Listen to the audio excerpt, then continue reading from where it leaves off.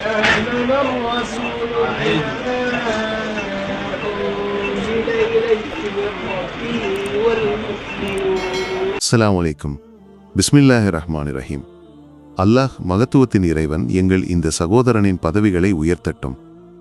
3 ஆண்டுகளுக்கு முன்பு அவனுக்கு புற்றுநோய் உறுதிப்படுத்தப்பட்டது.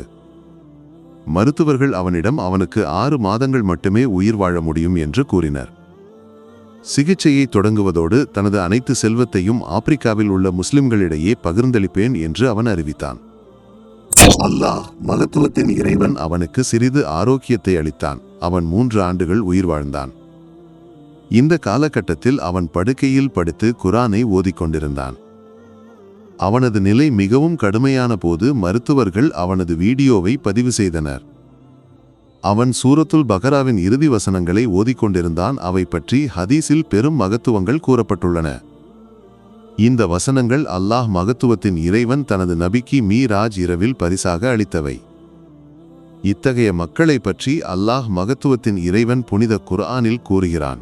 ஓ அமைதியடைந்த ஆத்மாவே, உனது இறைவனிடம் திருப்தியுடனும் திருப்தி அடைந்த நிலையிலும் திரும்பு. அல்லாஹ் மகத்துவத்தின் இறைவன் எங்களுக்கும் இந்த புனித கிரந்தத்தின் மீது இத்தகைய அன்பை அளிக்கட்டும். அமீன்.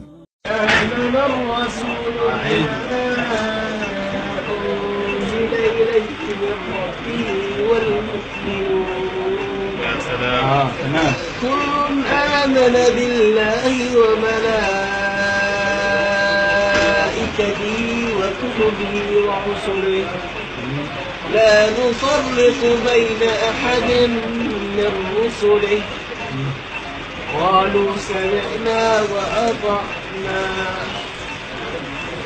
غفرانك ربنا وإليك المصير.